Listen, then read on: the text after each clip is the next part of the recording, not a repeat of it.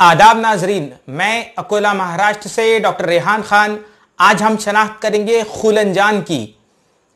पहले मैं इसके बारे में थोड़ी सी आम मालूमात देता हूं और आखिर में हम इसकी जो है शनाख्त करेंगे। तो खुलंजान ये इसका अरबी नाम है और अल्पीनिया गैलेंगा इसका लैटिन नेम है। चूंकि ये एक हिंदी दरख्त नहीं है, इसे सुमात्रा और जावा से एक्लिमेटाइज किया गया है हिंदुस्तान में, लिहाजा इसका जो क्लासिकल आयुर्वेद है उसमें बहुत ज़्यादा जिक्र नहीं मिलता।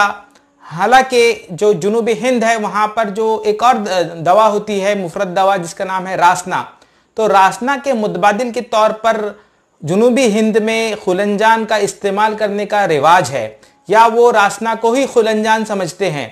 तो ये इसके बारे में आम मालूमात हो गई। आयुर्वेदिक किताबों में महाभरी वचा या महाभीर वचा इस नाम से इसे लिखा गया है और कोष्ठ कुलिंजन ये इसका मराठी नाम है।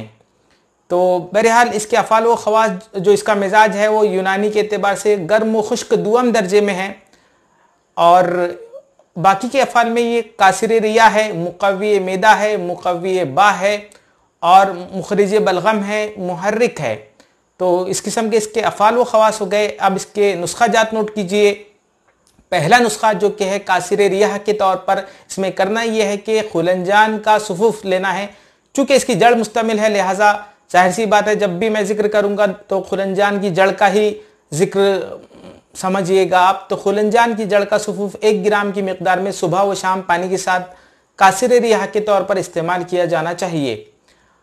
अगला नुस्खा जो कि है सिलसुल बोल के लिए या फिर बार बार पेशाबाना जिसे कहेंगे हम, उसके लिए इसमें करना यह है कि खुलंजान का सुफूफ लेना है और उसके हम वज़न मिकदार में जंजबील का सुफूफ लेना है। इस तरह एक मुरक्कब तैयार करके ये मुरक्कब जो है वो 1 से 2 ग्राम की मिकदार में खाने से पहले दूध के साथ या पानी के साथ सिलसुल बोल के मरीजों को दिया जाना चाहिए। अगला नुस्खा जो कि है अमराज सदर के लिए या फिर आवाज़ साफ़ करने के लिए या हलक के अमराज के लिए, इसमें करना यह है कि खुलंजान लेना है और उसमें हम वज़न मिकदार में मुलेठी का सुफूफ मिलाना है। फिर मुरक्कब तैयार करके ये जो मुरक्कब है वो 1 से 2 ग्राम की मिकदार में आवाज़ साफ़ करने के लिए और अमराज सदर में दिया जाना चाहिए। तो ये इसके नुस्खा जात थे। बहुत अहम दवा है ये, बहुत सारे नुस्खा जात हैं इसके बेशक, लेकिन इसके बारे में यूनानी किताबों में एक बात गलत लिखी गई है, वो ये कि ये पान की जड़ है। बेशक जड़ पान जिस नाम से जो चीज़ होती है वो खुलंजान ही है, लेकिन दर हकीकत जो पान हमारे यहाँ खाया जाता है तो वो एक अलग चीज़ है। और ये जो है खुलंजान, जब मैं इसकी शनाख्त कराऊंगा तो आप लोग बिल्कुल बहुत अच्छे तरीके से समझ जाएंगे कि खुलंजान एक मुख्तलिफ पौधा है। तो बहरहाल अब आप हजरात इसकी शनाख्त कीजिए।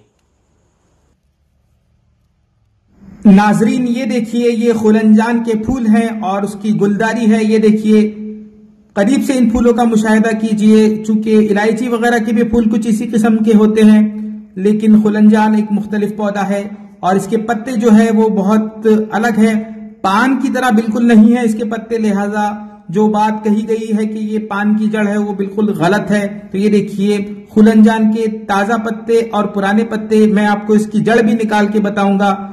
यही हिस्सा यानी इसकी जड़ जो है वो दवान इस्तेमाल की जाती है। तो ये देखिए खुलंजान और उसकी जड़, ये देखिए कुछ इस किस्म की जड़ होती है और इसमें एक मखसूस किस्म की बू आती है जो खुलंजान की बू है।